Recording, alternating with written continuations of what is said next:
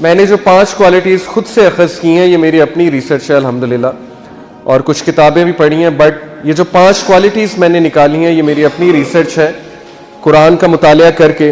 और इनमें से 2 जो क्वालिटीज़ हैं वो मैंने कम्युनिकेशन स्किल्स पे एक्सट्रैक्ट की हैं। कम्युनिकेशन स्किल्स से मुराद है कि हमारा बात करने का तरीका, अल्फाज जो है वो बहुत ज़्यादा अफेक्ट करते हैं रिलेशनशिप्स को, जॉब को। बल्कि साइकोलॉजिस्ट की मैं आपको रिसर्च बताता हूँ कि आजकल साइकोलॉजिस्ट कहते हैं कि किसी भी जॉब में कामयाब होने के लिए या किसी भी चीज़ में कामयाब होने के लिए 70% आपकी कम्युनिकेशन स्किल्स मैटर करते हैं। 70%, 70% आपकी कम्युनिकेशन है और सिर्फ 30% आपकी डिग्री और टेक्निकल स्किल्स हैं। आजकल मल्टीनेशनल कंपनीज डिग्री नहीं देखते, वो देखते हैं इसका बात करने का तरीका कैसा है, इसका उठने बैठने का तरीका कैसा है, इसके इंटरपर्सनल स्किल्स कैसे हैं, इसकी एनालिटिकल एबिलिटी कैसी है, ये प्रॉब्लम सॉल्वर है या ये गिव अप करने वाला बंदा है। ये सारी चीज़ें इनका ताल्लुक है ज़ुबान से। इसीलिए कुरान ने ज़ुबान पे बहुत ज़्यादा फोकस किया, कम्युनिकेशन की बहुत बात की है कुरान ने। अल्लाह के नबी सल्लल्लाहु अलैहि वसल्लम की कम्युनिकेशन हमारे सामने एक परफेक्ट ज़ाब्ता हयात है।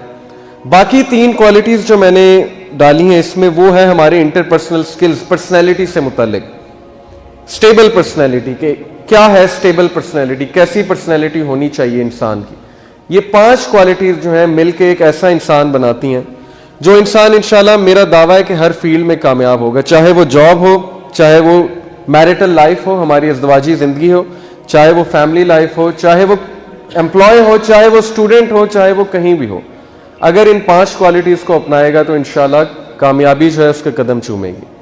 तो पहली क्वालिटी इंशाल्लाह जो हम डिस्कस करने चाह रहे हैं, उससे पहले मैं आपको एक बात बता दूं, ये आपको नज़र आ रही है एक बस, और ये बहुत ही ज़्यादा स्पीड पे जा रही है, बस बहुत तेज़ी से जा रही है। अब इस बस की अगर अचानक ब्रेक फेल हो जाए तो इसके अंदर जो पैसेंजर्स बैठे हुए हैं उनका क्या रवैया होगा?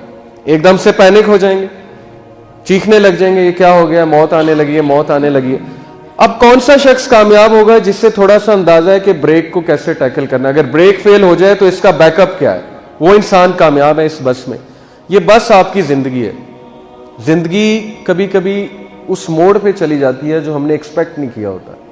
स्टीवन कॉबी जैसे कहता है ना कि इंसान की जिंदगी में 2 तरह के मसले आते हैं। एक मसले वो हल कर सकता है, उसे पता है कि ठीक है इस मसले की वजह क्या है, ये इस वजह से आया है, उसने हल कर दिया। एक मसला है जो नहीं पता आपको क्यों आया मुझ पे, जैसे यूसुफ अलैहिस्सलाम, उनका क्या कसूर था, बच्चे थे, उन्होंने तो एक्सपेक्ट नहीं किया था मेरे भाई मुझे मारेंगे, मार कर कुएं में फेंक देंगे। उनको ये प्रॉब्लम नहीं नजर आ रही थी, लेकिन इस तरह की प्रॉब्लम्स आ जाती हैं इंसानों पे। कभी कभी इंसान सोचता है मेरा कसूर क्या है, ये चीज़ मेरे साथ क्यों हो रही है, ये अल्लाह का इम्तिहान है, कुरान जो हमें बताता है। अब ब्रेक फेल हो गई जिंदगी की, आप जिंदगी बड़ी अच्छी गुजार रहे थे, बड़ी स्मूथली जा रही थी, अचानक जिंदगी की गाड़ी की ब्रेक फेल हो गई। अब कौन कामयाब होगा जब ब्रेक फेल हो गई? कौन कामयाब है? जिसे पता है कि जब ब्रेक फेल हो तो मैंने क्या करना है, जिसे नॉलेज है उस बस का। जिसे उस बस का नॉलेज नहीं है वो फिर उन्हीं पैसेंजर्स की तरह चीखता चलाता रहेगा और कोई उसकी मदद करने नहीं आएगा। अल्लाह ताला भी उसी की मदद करते हैं जो अपनी मदद खुद करता है। अल्लाह ताला ने हमारे सामने कुरान भेजा, हमारे लिए कुरान भेजा, किस लिए? इसको पढ़ो, सीखो जिंदगी कैसे गुजारनी है। इसको सिर्फ चूमने के लिए तो नहीं भेजा ना अल्लाह ने, या सबसे ऊपर शेल्फ पे रखने के लिए तो नहीं भेजा। ये अल्लाह ने इसलिए भेजा है कि इससे सीखो, और अगर इससे नहीं सीखोगे तो सूरह तहा में अल्लाह ने क्या कहा था हजरत आदम अलैहिस्सलाम को कि बता देना उन्हें जाके कि जो मेरी वही से मुंह मोड़ेगा उसके लिए फिर बहुत तंग जिंदगी है, उसके लिए फिर बहुत मुश्किल लाइफ है। तो अल्लाह ने क्लियरली हमें बता दिया कि कुरान मैंने तुम्हें जिंदगी गुजारने का तरीका सिखाने के लिए भेजी है। ये है कुरान का बेसिक मकसद, हिदायत। तो बात यह है कि यही बात अल्लाह ने की है, लक़द ख़लक़नल इंसान फ़ी कबद, कि हमने इंसान को कोशिश में पैदा किया है। इस तरह काम नहीं चलता हाथ पर हाथ धरे बैठे रहने से। एट्रीब्यूट सीखने पड़ते हैं सक्सेस के। हो सकता है आप में कोई ऐसी कमजोरी हो जिस किसी और में नहीं। अब आप हाथ पर हाथ धरे बैठे रहें कि नहीं जी मैं हूं ही ऐसा, मुझे अल्लाह ने बनाया ही ऐसा है, मुझे तो बहुत गुस्सा आता है, मेरी नेचर ही ऐसी है। अब आप अपने आप को बदलने की कोशिश ना करें सारी उम्र, तो फिर कसूरवार आप हैं, अल्लाह तो नहीं है ना फिर कसूरवार। क्योंकि अल्लाह ने आपके लिए वो मैकेनिज्म, वो सिस्टम उतारा है जिसमें अमल करते हुए आप अपनी वीकनेसेस को कंट्रोल कर सकते हैं और अपनी स्ट्रेंथ्स को ऊपर ला सकते हैं। इसलिए कोशिश, हर चीज के लिए कोशिश है। फिर अल्लाह ने कहा तिलकल अय्यामु नुदाविलुहा बैनन नासी वलियअलमल्लाहु अल्लज़ीना आमनू। अल्लाह ने हमें यह भी बताया जिंदगी का फलसफा कि जिंदगी क्या है जी, कि दिन आते हैं रात आते हैं, और ये दिन रात क्यों आते हैं? ताकि अल्लाह ताला जो है वो इम्तिहान ले सकेंगे कि तुम में से कौन जो है वो ईमान लाने वाला। अब दिन रात से क्या मुराद है? कभी खुशी और कभी गम। मुस्तकिल खुशी इस दुनिया में नहीं है। जो ये समझता है कि इस दुनिया में मुस्तकिल खुशी है, परफेक्ट हैप्पीनेस है, वो एक धोखे में। परफेक्ट हैप्पीनेस और खुशी जो है वो सिर्फ जन्नत में। वही एक प्लेस है जहां पे हम रेस्ट करेंगे, वही एक जगह है जहां पे हमें हमेशा हमेशा की खुशी होगी। तो जो लोग ये समझते हैं कि खुशी यहाँ पे होगी और बहुत ज़्यादा खुशी होगी, जो खुशी की तलाश में सारी उम्र अपनी लगा देते हैं, तो वो लोग एक बहुत बड़े धोखे में। गम भी आएंगे, खुशी भी आएगी, उतार चढ़ाव जिंदगी का एक हिस्सा है। ये चीज़ हमें समझने की ज़रूरत है और हमें इसके लिए तैयार रहना चाहिए। अगर हो सकता है आज खुशी है तो फिर आगे गम है, हो सकता है गम है तो उसके बाद खुशी है। तो कभी भी जिंदगी एक फेस में नहीं जाती। इसी तरह अल्लाह ने हमें यह भी बताया कि surely we shall test you, हम आपका इम्तिहान लेंगे। With what? विद हंगर, भूख से, प्यास से, और जान से, और आपके माल से। ये मोमिनीन को अल्लाह ने बता दिया है कि आपका इम्तिहान तो होगा, क्योंकि जिंदगी इम्तिहान गाह है। तो हमें इसके लिए तैयार रहना चाहिए। लेकिन हमें जब इम्तिहान आएगा तो हम क्या होते हैं, हम में से मेजॉरिटी कोलैप्स कर जाते हैं, हम में से मेजॉरिटी जो है वो हिम्मत हार जाते हैं, तैयार नहीं होते इम्तिहानात के लिए। अच्छी कदर का तो हमें बड़ा बड़ा पसंद है जी कि अच्छी अच्छी बातें हो हमारे साथ, खुशियां आए हमें, तब तो हम अल्लाह का बड़ा शुक्र अदा करते हैं। लेकिन जैसे ही कोई अल्लाह ताला हमारी पकड़ करते हैं या हम पे कोई इम्तिहान ले आते हैं, तब जो है हम अल्लाह से शिकायत शुरू कर देते हैं। तो अल्लाह ने तो आपको पहले ही बता दिया है कि ज़िंदगी में इम्तिहान भी आएंगे, ज़िंदगी में मुश्किलात भी आएंगी, लेकिन अल्लाह ने साथ में आपको वो वे ऑफ लाइफ भी दिया है, वो तरीका भी बताया है कि इन चैलेंजेस से कैसे लड़ना है तुमने, जिंदगी से कैसे मुकाबला करना है तुमने, जिंदगी को कैसे प्रोडक्टिव मैनर में तुमने गुजारना है। ये तो जी था जिंदगी का एक मुख्तसर सा फलसफा जो कुरान हमें बताता है। अब पहली जो हैबिट है कम्युनिकेशन से रिलेटेड है, जुबान। क्या आता है आपके माइंड में, क्या आता है कुरान में कम्युनिकेशन के बारे में? क्या क्या हैबिट्स बताई गई? आप में से कोई बताएगा? माशाल्लाह सारे इल्मी लोग बैठे हुए। तो कुरान ने कम्युनिकेशन के बारे में कुछ इंस्ट्रक्शंस हमें दी हैं कि इस तरह से बात करो। क्या है वो बात? आप में से कोई कंट्रीब्यूट करेगा?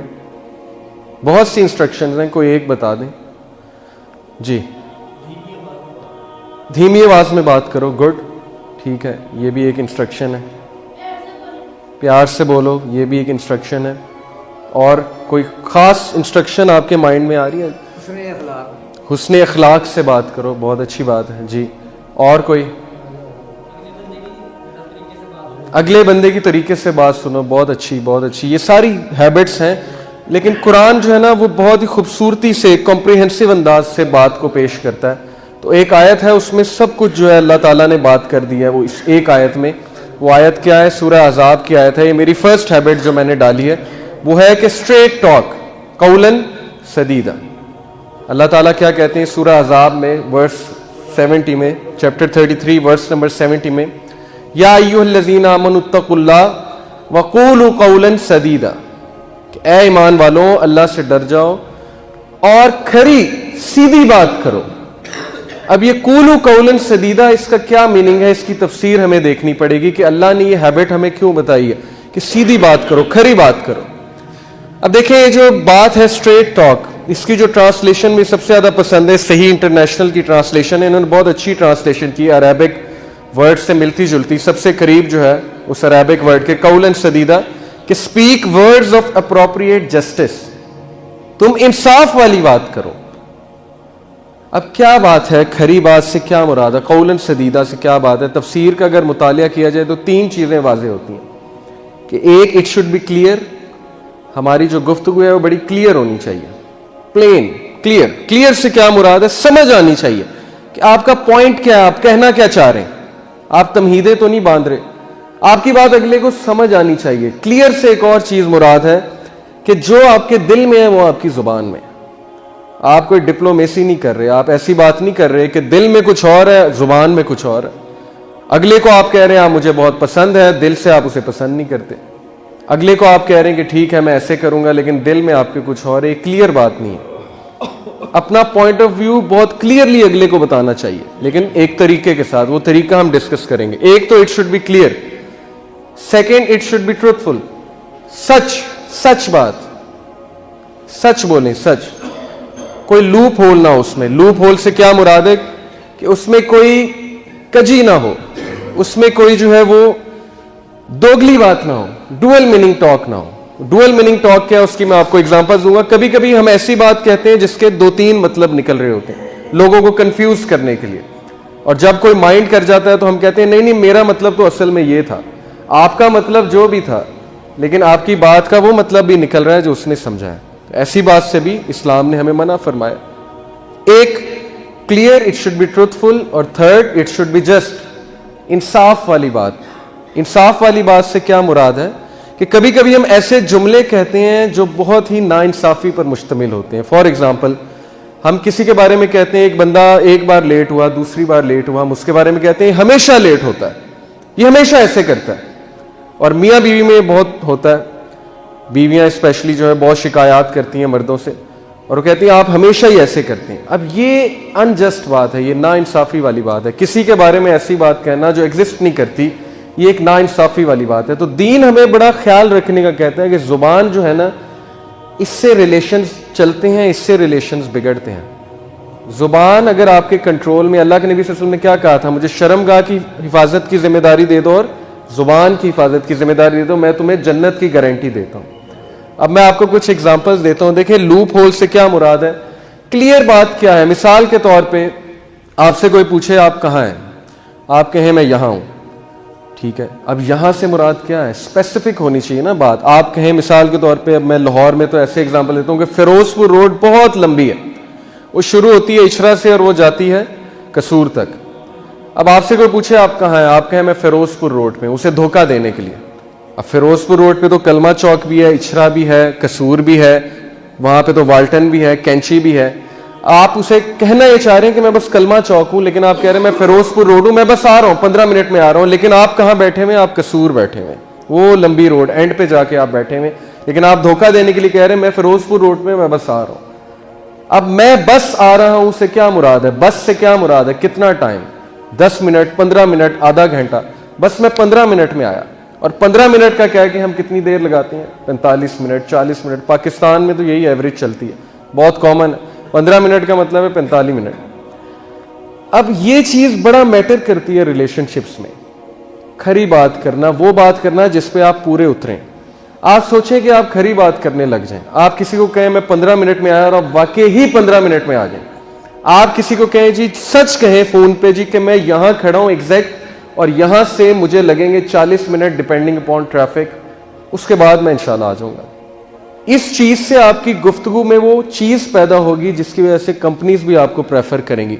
कंपनीज को भी ऐसा बंदा पसंद है जो कमिटमेंट का पूरा होता है, हमेशा सच बोलने वाला बंदा, कमिटमेंट निभाने वाला बंदा। आपके रिलेशंस इंप्रूव हो जाएंगे।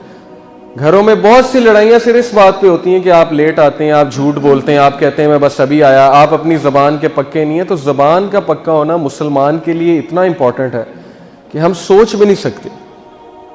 हज़रत उमर रज़ियल्लाहु अन्हु की तारीख से आपने वाक़या सुना होगा कि एक शख्स था, वो उसके खेत में दूसरे जो लोग थे उनका ऊँट जो है वो चरने के लिए आया। तो उसने जो है पत्थर उठा के वहां पे मारा, तो वो जो उस साइड के लोग थे उनमें से एक जो है वो वफात पा गया। अब उसके बेटों ने कहा कि इसका किसास होगा इस आदमी का। तो उसने कहा ठीक है मेरा किसास होगा, लेकिन मुझे आप मोहलत दें 3 दिन की, मैं एक कमिटमेंट निभाकर जो है वापस आ जाऊंगा। तो हजरत उमर ने कहा नहीं, ये तो भागने की कोशिश कर रहा है। अबू ज़र गफ़ारी रज़ियल्लाहु अन्हु जो थे, उन्होंने उसकी गारंटी दी उठ के, हालांकि वो नहीं जानते थे उस बंदे को। उन्होंने कहा कि मैं इस बंदे की गारंटी देता हूं कि वाकई ही वापस आएगा। हजरत उमर और सहाबा बड़ा हैरान हुए, हजरत अबू ज़र गफ़ारी किस बात पे गारंटी दे रहे हैं, तो जानते भी नहीं इस शख्स को। बहरहाल वो शख्स जो है चला गया वहां से। अब 3 दिन बाद महफिल जमी हुई, कोर्ट जमी हुई, सारे इंतजार कर रहे वो शख्स आएगा, वो शख्स आएगा, उसने कहा था वो वापस आएगा। अब सबकी नजरें अबू ज़र गफ़ारी पे हैं। अबू ज़र गफ़ारी जो है बड़े रिलैक्स्ड बैठे हुए। तो सहाबा को बड़ा डर था कि अगर वो शख्स वापस ना आया तो अबू ज़र गफ़ारी जो है बड़ी मुसीबत में आ जाएंगे। हुआ ये कि बस महफिल जब बर्खास्त होने लगी तो दूर से वो शख्स जो है चला आ रहा है। और वो आया हज़रत उमर के सामने खड़ा हुआ, तो हज़रत उमर बहुत हैरान हुए, कहते हैं आप वापस क्यों आ गए, आपके पास तो बेहतरीन मौका था भागने का, आप किसास के लिए वापस आ गए, कत्ल होने के लिए वापस आ गए। उसने कहा जी मैंने सोचा था मैं भाग जाऊं, लेकिन फिर मैंने एक बात सोची, मैंने सोचा कि यार अगर मैं आज कमिटमेंट नहीं निभाता, मैं भाग जाता हूं, तो लोग क्या कहेंगे कि मुसलमान अपने वादे पे पूरा नहीं उतरता। हज़रत उमर बड़ा खुश हुए। हज़रत उमर ने कहा अबू ज़र आपने क्यों गारंटी दी इनकी? अबू ज़र ने कहा कि हज़रत उमर मैं इसको नहीं जानता, लेकिन मैंने सिर्फ ये सोचा कि यार अगर आज मैं इसकी गारंटी नहीं दूंगा तो लोग क्या कहेंगे कि मुस्लिम मुआशरा इतना सख्त हो गया है कि कोई बंदा किसी दूसरे की गारंटी नहीं देता। तो ये सुनकर जो है उसके जो बेटे थे, वो जो शख्स कत्ल हो चुका था, उसके बेटे सामने बैठे हुए थे जिन्होंने केस किया था, उनकी आंखों में आंसू आ गए। उन्होंने कहा कि हम इसे माफ़ करते हैं। हज़रत उमर बड़ा हैरान हुए, कहते हैं कि आप इसे माफ़ क्यों करते हैं, अभी तो आप कह रहे थे किसास करो। उन्होंने कहा कि हमने ये सोचा है कि अमीरुल मोमिनीन अगर हम इसे माफ़ नहीं करेंगे तो लोग क्या कहेंगे कि मुस्लिम मुआशरा इतना सख्त हो गया कि लोग आपस में एक दूसरे को माफ़ नहीं करते। अब ये सिर्फ एक छोटी सी बात से देखें चेन ऑफ गुडनेस, चेन पूरी चली है। एक छोटा सा एक्ट, वो छोटा सा एक्ट क्या था, उस बंदे ने अपनी कमिटमेंट निभाई थी, जुबान का पक्का, वापस आ गया, उसकी वजह से देखें अल्लाह ने उसके हालात चेंज कर दिए।